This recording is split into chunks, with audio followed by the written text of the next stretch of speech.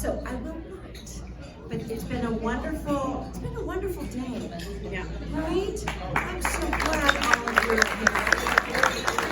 So glad you're all here. We've learned a lot. We've shared a lot. We've encouraged each other. This is what in-person things do. They encourage each other. So I'm so honored by this day. So anyway, now that we have our dessert, I'm going to introduce our keynote speaker, our honored speaker for the evening. It is Senator Shannon Grove.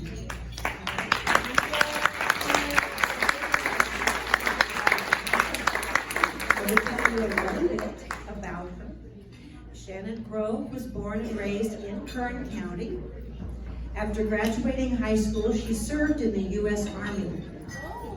And while stationed in Frankfurt, Germany, she witnessed the fall of the Berlin Wall. 1989.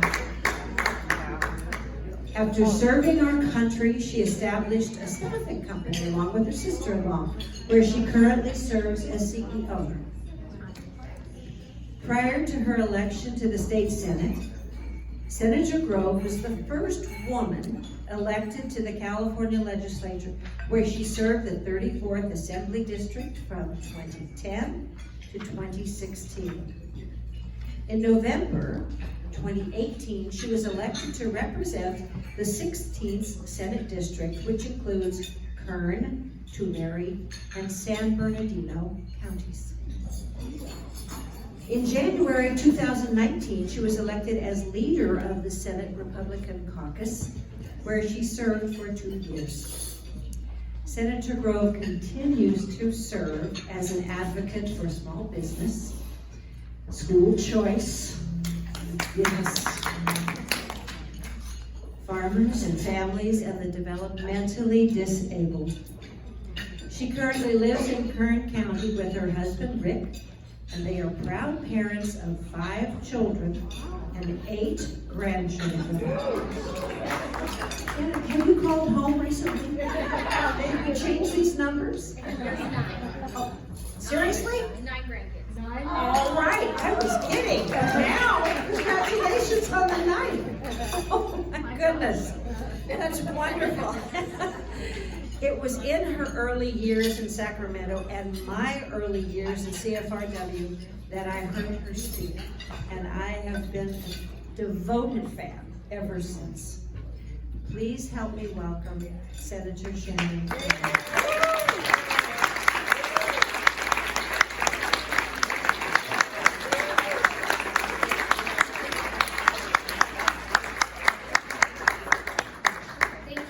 Very much for that beautiful introduction. I do appreciate it. I just want to say thank you for the opportunity to talk to all of you guys tonight. I followed 2 incredible individuals that I definitely admire. David Valadeo, I call him my son, and I'm excited that he has an opportunity to beat the pants off of Rudy Salas and go back to Congress. Connie Conway, I got elected and I served with her in the assembly. She's an incredible woman and she represents this valley well, and I'm glad that she was able to finish out Devin Nunez's term.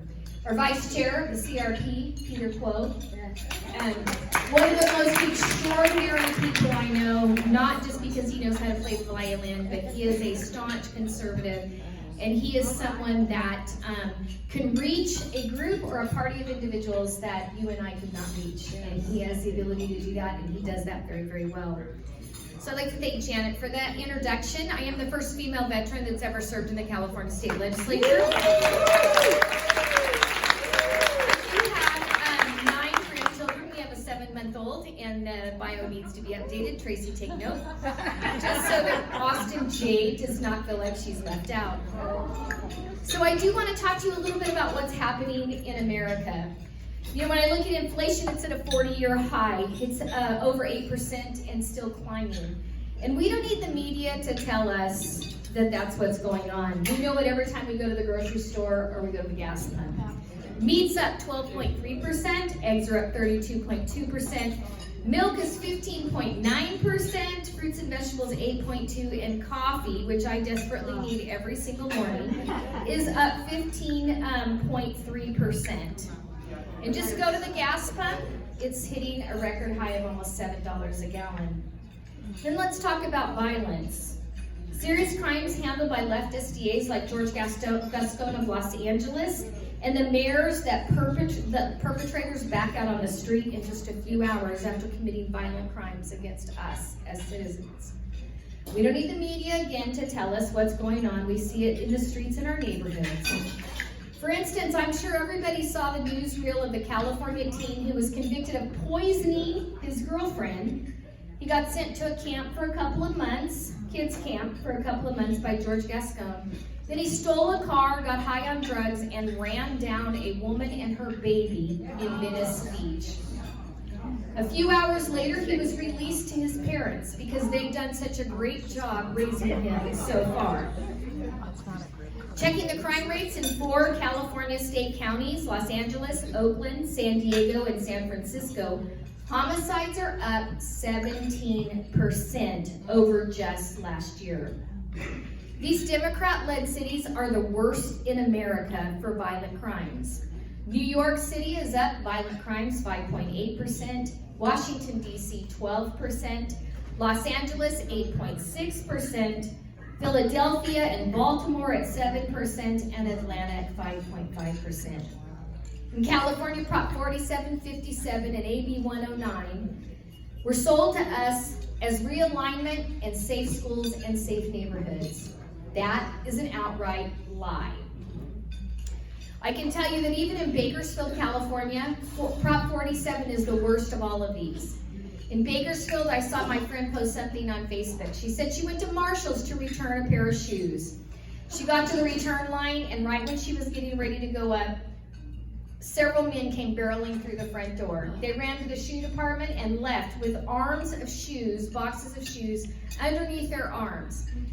It startled her a little bit. She's like, wow, thank God that's over. And she took a step closer to the return counter, and a next group of men came barreling in with cable cutters, and they cut the cable off of all of Michael Kors purses and headed out the door, again, bags under their arms. She was a little leery about being in the front of the store, so she went to the back of the store to find an emergency exit. She saw an employee there, and she says, are you aware of what's going on up front? He goes, yeah, it happens every day. And she said, have you called the police? And he goes, you know, it's just not worth it. With Prop 47, that $950 rule, they're just here for the merchandise, though. They won't hurt you. That's the mentality that our retailers have.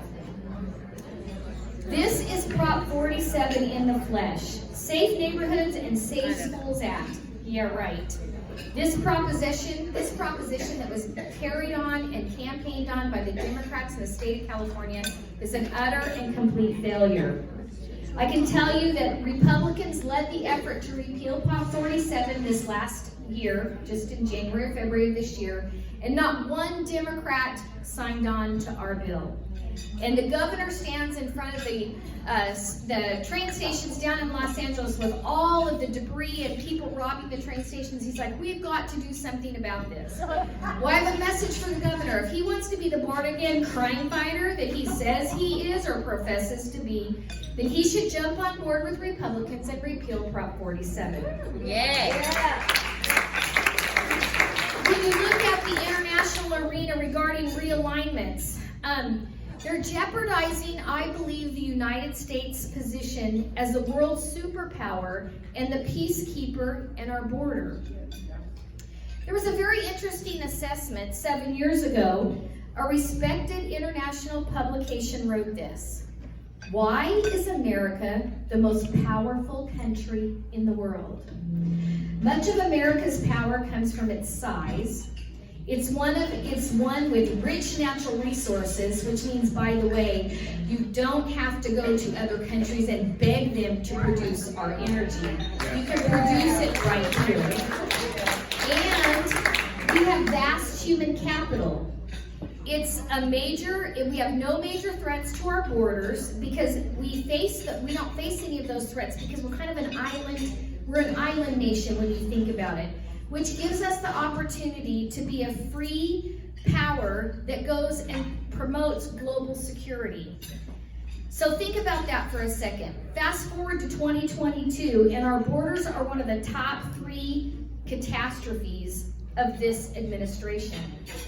And there's an estimated 2 million people that will cross this border illegally by year's end.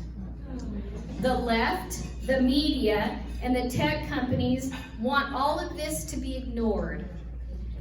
So Matthew Dowd, on the air of ABC's news chief political analyst, compared people that were concerned about inflation. How many of you are concerned about inflation? Matthew Dowd says that we should be compared to Nazis. Oh, okay. With 8.6% inflation and a 40-year high, it's not considered a threat to prominent broadcasters and others who make millions of dollars a year. But that can't be the same as what we face here in the Central Valley, or 9% of American voters. The stock market has lost 11 trillion, not million with an M, not billion with a B. The stock market since President Donald J. Trump left office has lost $11 trillion. And very few people think the economy is heading in the right direction. Yet the left, the presidential press secretaries, the media have spent a year telling Americans that inflation is transitory, when all of us know people who can't make ends meet till the end of the month. How long is transitory? And when you think about the course of the political majority, the Democrat political majority in Washington, D.C. and Sacramento, they agree with this. They think inflation is transitory. And instead of solving America's problems, they're focused on January 6th. Yeah. Right. Instead of solving our largest problems, their entire complete focus is on January 6th. Now, I'm not saying that January 6th and the riot is not an important issue, but I am telling you from my personal opinion, it is widely overblown, and the bottom line is that the media, mostly because of their strategy to get rid of any presence of Donald J. Trump, is why they continue to push this message. And I believe that they are afraid to talk about the real issues. The real issues that each one of us face every day. And when you look at January 6th and the hearings that are going on, nobody, as a United States military veteran, I put my hand in the air and I swore to defend the Constitution of the United States against all enemies, foreign and domestic. And there was a United States military veteran killed on that day, and there has been no investigation. There is a 69-year-old grandmother who's battling breast cancer who went to prison for trespassing and walking around the Capitol grounds that day for taking a video. The Democrat supermajority and the left are sending a message that she has committed an intolerable act. But some drug dealer with 27 pounds of fentanyl was given probation. Yeah. A rapist got out in 30 days, and second and third time offenders are let out of jail.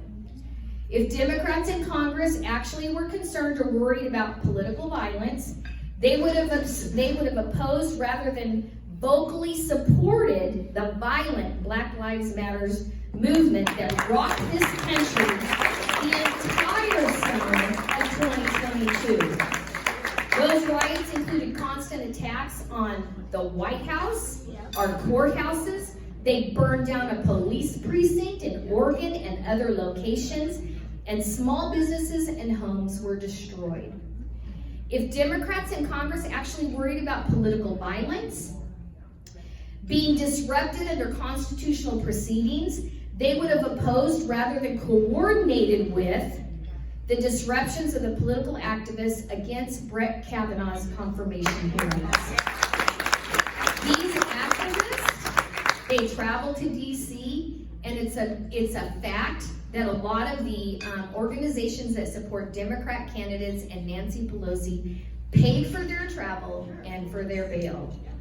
And the lies they told, good God, the lies they told. I can tell you that with the Supreme Court decision or the Supreme Court nominees that were confirmed under President Donald J. Trump, it doesn't matter. I mean, if he runs again, he has left a legacy for this country that has protected our constitutional rights.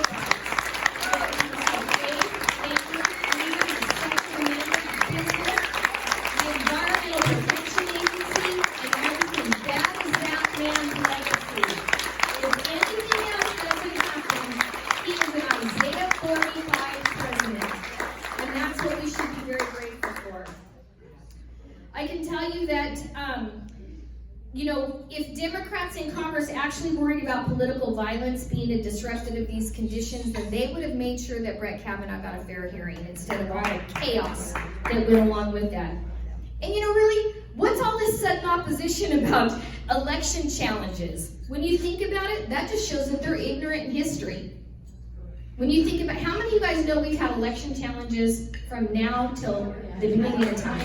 Right. I can tell you virtually every recent congressional session, when they were called as Congress to adopt the state's elections result, it had opposition. In fact, the last presidential election loss that Democrats fully accepted was George Herbert Walker Bush's defeat of Dukakis in 1988.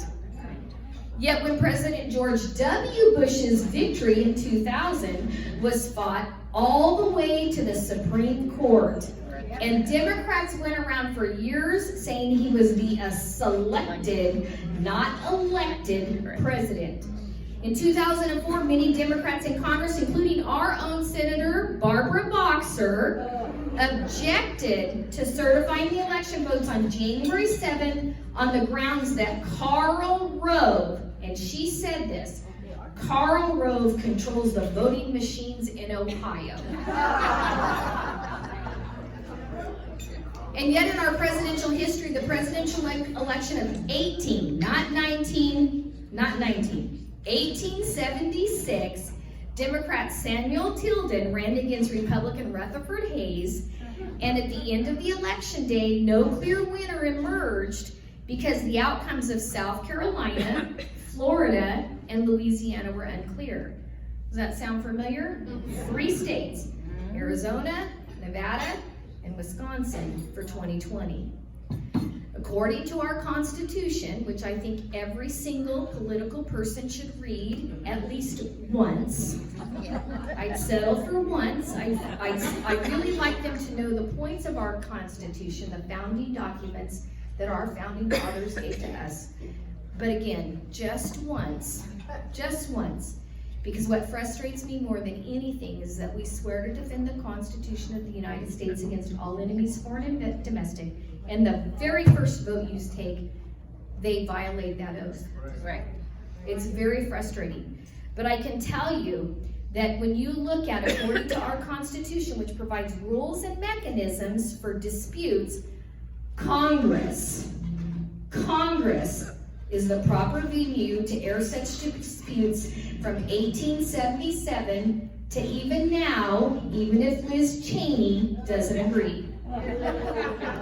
Since January 2021, the Democrat establishment position is that the 2022 election is easily the strangest election ever. I mean, Joe Biden, Uncle Joe, campaigned from his basement. It's the strangest election in recent history. This election, according to Democrats, cannot be questioned in any way, shape, or form. The Democrat establishment said the election was pure, just as they promised that Joe Biden would be the moderate and uniting presidential candidate. And you know they never tell a lie. And now the Democrat establishment, their position is that the entire country needs to stop what they're doing in the middle of prime time to watch their congressional hearings. And this Hollywood production filming in the halls of Congress and the wave of the future of the congressional action will be in place as long as Democrats hold power. Did any of you see when Myra Flores was sworn in and Nancy Pelosi pushed her child? And that little girl stood her ground as a Latina girl, right? That's the blood of Myra Flores. And she is going to stand up against Nancy Pelosi. And she is going to stand up against the liberal left. And she is going to be the voice of Latino women everywhere that support the Republican Party. So what can we do? You know, I walked in and I saw this sign, and it says, be informed, get involved, make a difference, unstoppable, unified, inspired. That's all of you. I don't know anyone that works harder than Republican women.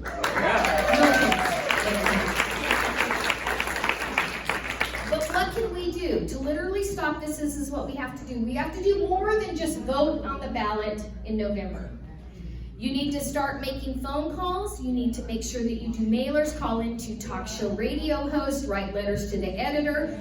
You need to walk precincts. If you are not working on a campaign in your bean patch, is what I call it, and if you don't know what I'm talking about, one of David's mighty men, Shema, all the Israelites are running to Weezer, Idaho, and Galveston, Texas, and he put a flag in the ground. He goes, I'm going to protect my bean patch. Orange County is your bean patch. San Jose is your bean patch. Fresno, Visalia, those are your bean patches. You have to protect that. Our new county supervisor, right? She took a seat against how many year incumbent? 18 years. 18 year incumbent.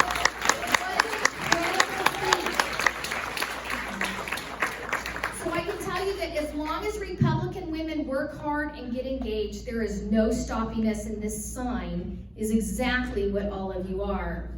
I can tell you that we need to stop these Hollywood congressional hearings. We need to stand up for law and order and stand up for our police officers and our border patrol.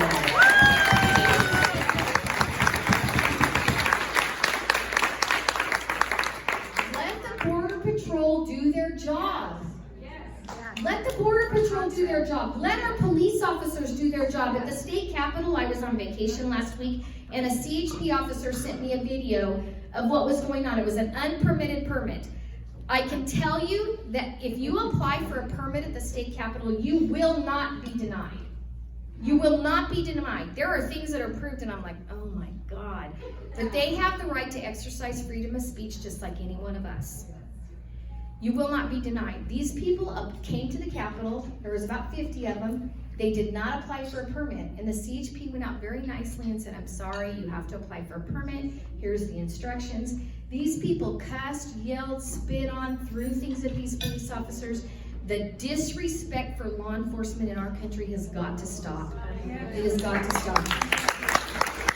I can tell you that if the Republicans take office, they will stand up and make sure Border Patrol can do their job, and protect our border.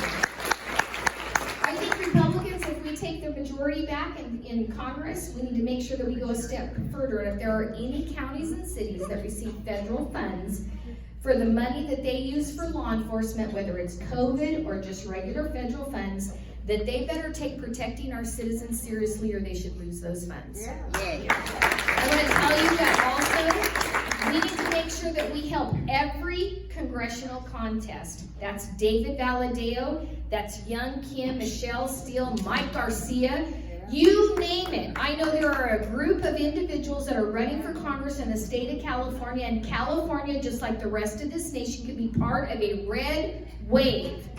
It really can. But it's going to take each and every one of you. It's going to take each and every one of you. If you go to a Rotary Club or a service club, register people to vote.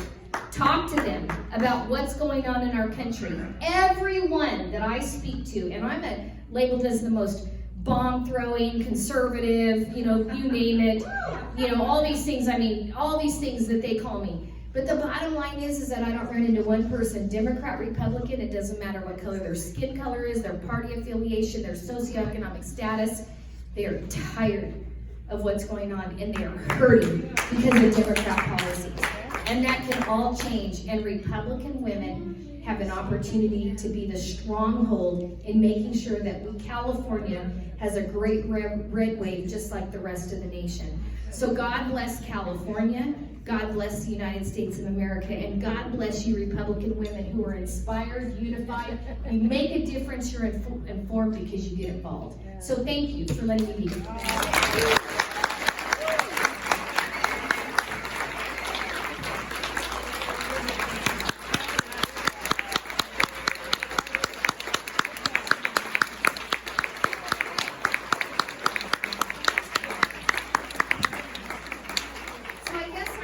questions. If I don't know the answer to your question, Tracy, raise your hand. Tracy's gonna take notes and we'll